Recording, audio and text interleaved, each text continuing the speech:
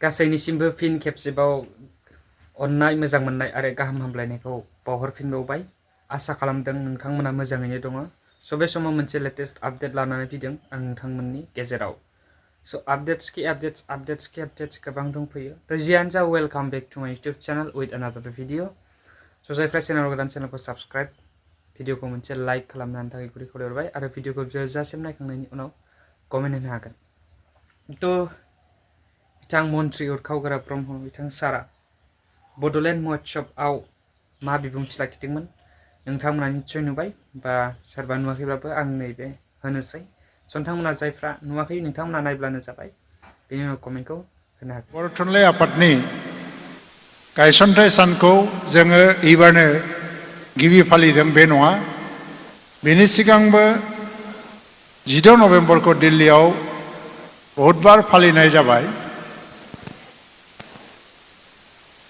जेब्लानिफ्राय बे समाव बिनेश्वर ब्रह्ममोन बर' थुनलाइ आफादनि आफादगिरिया बर' रावखौ 80 सिदुलाव सोसननांगौ होननानै दाबिया गोख्रोंनिफ्राय गोख्रों जाजेननाय समनिफ्रायनो साननाय जादोंमोन जे बर' राव थुनलाइनि सोमोन्दै दिल्लीनि सानसुमै गोरों गोरा फिलसफार एबा स्कलारफोर बिथांमोननो मिथिहोनांगौनि गोनांथि दङ। आरो बेनिखायनो नेशनेल लेभेल सेमिनार फ्राय दिनैसिम लानानै फ्राय 2001 बा 2020 मायथाइ बा 2001 मायथाइसोनिफ्राय नेशनेल लेभेलाव सेमिनार खुंजेननाय समनिफ्राय 16 नभेम्बरखौ फ्राय सम सम जों दिल्लीयाव फालिबोदों। और भी समाव जोङो साननो हायो दिल्ली में बोडो लिटरेचर बोडो भाषा को जानने वाले लोग लगभग नहीं था, ऐसा कहा जाता है या कह सकते हैं हम। लेकिन उस समय हमारे साथी बनकर गांधी हिंदुस्तानी साहित्य सभा निकाल के आए और इसमें हमारे रमेश भारद्वाज भाई साहब ये मुख्य भूमिका लिया था, हमारे साथ काम किया है और दिल्ली में शुरुआत ऐसा ही हुआ। बोडो भाषा, बोडो संस्कृति, बोडो साहित्य को लेके एक सेमिनार करना, आलोचना करना, ऐसे ही शुरू किया था हम लोग। देखते देखते बहुत साल हो गया, आज दिल्ली में हम बडोलैंड महोत्सव समारोह कर रही है और कल हमारा देश का जो यशस्वी प्रधानमंत्री नरेंद्र मोदी जी इस समारोह का उद्घाटन करके सारे विश्व में बता दिया बोडो भाषा क्या है, बोडो संस्कृति क्या है, बोडो जाति क्या है। আজি যেটো বিষয়ত আলোচনা কৰিব ওলাইছে বিএকে এডুকেশ্যন আৰু লিটাৰেৰী ডিছকাশ্যন। সাহিত্যৰ ক্ষেত্ৰত মই বেছিকৈ ক'বলৈ নাযাওঁ, কাৰণ সাহিত্যটো আমি নিজে সৃষ্টি কৰি থাকিব লাগে। ইয়াত কাৰোবাৰ ওপৰত আমি নিৰ্ভৰ কৰিব নোৱাৰোঁ। আমাৰ মাজৰ পৰাই সাহিত্যিক ওলাব লাগে, সাহিত্যিকসকলে লিখিব লাগে, বিশ্বমানৰ সাহিত্য সৃষ্টি কৰিব লাগে। আৰু আমাৰ সাহিত্য আমাৰ মাজতে আবদ্ধ নাথাকি পেলাই বিশ্ব সাহিত্যলৈ সম্প্ৰচাৰিত হ'ব লাগে। সেই দিশটো আমি চাব লাগে। এইটো আমাৰ ওপৰত, আমি কাৰো ওপৰত এইটো দোষ দিব নোৱাৰোঁ। কিন্তু যেতিয়া আমি শিক্ষাৰ কথাটো আহি যায় তো ইয়াত চৰকাৰ বা গভৰ্ণমেণ্ট ইনভলভ আহি যায়, গভৰ্ণমেণ্ট পলিচিৰ ওপৰত নিৰ্ভৰ কৰিব লগা হয়। আৰু লগে লগে ভাৰতবৰ্ষৰ ভিতৰত হয়তো অসমখন এনেকুৱা এখন ৰাজ্য যি ৰাজ্যত নেকি এটা এটা শিক্ষানীতিৰ ওপৰত সমাজ সংগঠন বা জাতীয় সংগঠনবিলাকৰ যথেষ্ট ভূমিকা থাকে।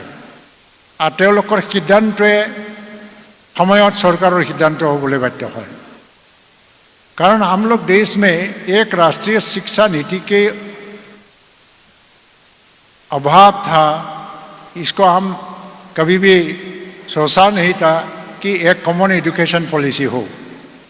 लेकिन धीरे धीरे एनईपी हो गया, इसमें एक कॉमन एजुकेशन पॉलिसी बनाने की कोशिश किया गया है, लेकिन देखा गया भारत में इतनी भाषाएं हैं, इतनी जातियां हैं, और ऑलरेडी भारत के इस लंबे समय में बहुत सारी भाषा में शिक्षा शुरू हो गया, एक शिक्षा का माध्यम शुरू हो गया। जैसे कि बोडो भाषा 1963 में शिक्षा का माध्यम शुरू हुआ है। इस भाषा में अभी हायर सेकेंडरी तक पढ़ाया जाता है और यूनिवर्सिटी में पढ़ाया जाता है। असम के 2-3 यूनिवर्सिटी में इसका डिपार्टमेंट भी हो गया। इसके ऊपर में रिसर्च होता है, इसके ऊपर में सारे विश्व रिसर्च करना शुरू कर दिया, और उसी भाषा से ही शिक्षा लेके हम कई पीढ़ी जन्म लिया है बोडो में। तो वो शिक्षा का माध्यम बोडो भाषा शिक्षा का माध्यम ये रहेगा, हम इसको छोड़ के अभी सोच नहीं सकता।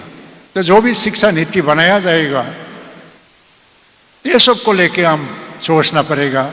इसमें एक समस्या आ गया कि जो वर्नाकुलर मीडियम की एजुकेशन होता है असम में, हर भाषा के, जैसे कि असमीज में भी कई सारी समस्याएं हैं, सरकार इसको समाधान करते आए हैं।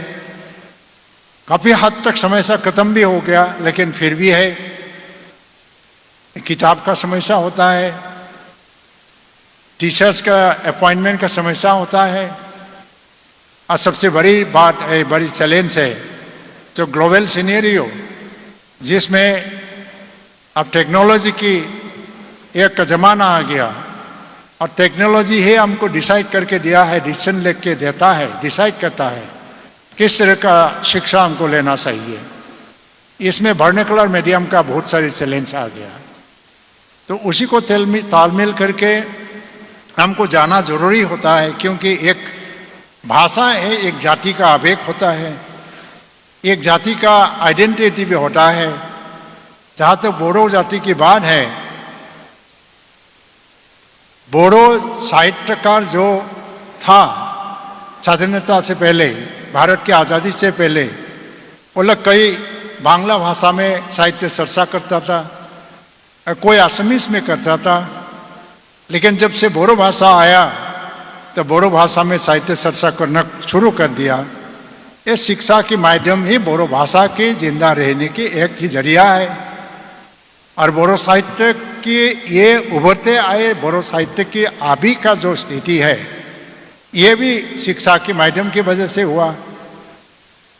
और इसी के तहत या इसको लेके ही जब हम लोग देखते हैं कि भाषा को लेके ही काफ़ी सारे आवेग हुआ, कंट्राडिक्शन हुआ, हमारे बीच में कुछ बात को लेके तनाव भी हुआ, लेकिन धीरे धीरे एक लिबरल गवर्नमेंट आ गया, एक सक्षम गवर्नमेंट आ गया, और सारे समस्या को समाधान करने की ताकत रखता है, ऐसा सरकार आ गया दिल्ली में, दिसपुर में।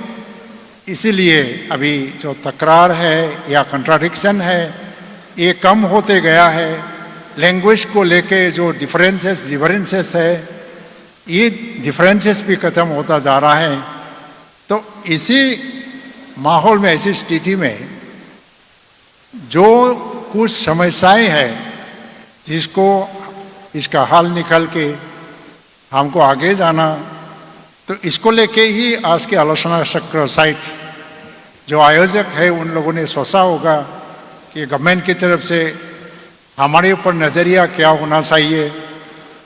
गवर्नमेंट, असम गवर्नमेंट या दिल्ली गवर्नमेंट, मैं भी गवर्नमेंट का एक हिस्सा हूँ, तो इसको बताने का एक मौका भी है और सरकार के नज़रिया को जानने का एक मौका भी है। लेकिन मैं कहना चाहता हूँ, अभी का जो सरकार है, इस सरकार में कंसिडरेशन या जो विचार, इसका कोई कमी नहीं है। जो भी समस्या आता है इसका हल निकालने का सक्षम है ये सरकार, और इस दिशा में सरकार हरदम सोचता है। और इसीलिए हम लोग ये सोचना नहीं चाहिए कि हमारा सरकार नहीं है, ये हमारे बारे में सरकार सोचेगा नहीं। सरकार सोचने के लिए बैठा है, काम करने के लिए ही बैठा है। तो मैं समझता हूँ तो आज की जो आलोचना चक्र होगा इसमें काफ़ी सारे विद्वान व्यक्ति हैं, बोड़ो से बोला जाएगा या सरकार की तरफ से भी है, और ऐसे ऑल असम स्टूडेंट्स यूनियन की मुख्य उपदेष्टा चमजल बतासा जी हैं। तो हम लोग क्या देखते हैं सामाजिक तौर पे, असमिया भाषा, असमिया संस्कृति, असमिया शिक्षा, इसको देख के, इसको लेके आप लोगों ने काम किया, इसमें क्या क्या प्रॉब्लम आपको दिखाई देता है। और बोडो में काम करने वाले काफ़ी सारे लोग बोडो भाषा की समस्या को लेके हर दिन बातें करते हैं, इसका हल निकालने की कोशिश करते हैं। इसमें सिर्फ हमको ज़रूरी है सरकार और संगठन के बीच में एक तालमेल, अंडरस्टैंडिंग। तो यही बात बोल के आज मुझे उद्घाटन करने के जो जिम्मेदारी दिया, जिसको जरूरी भी नहीं था, उद्घाटन हो गया। अभी हमारा मुख्य अतिथि उन्होंने अपने भाषण के जरिए अपना बात भी रखे गया और उद्घाटन भी किया। फिर भी एक नियम के अनुसार मुझे अनुरोध किया गया था, इसलिए मैं इसी शब्द में मेरी वाणी को विराम देता हूँ और इसी से मैं आज का जो आलोचना चक्र इसको उद्घाटन किया गया है ऐसा मैं घोषित करता हूँ। धन्यवाद।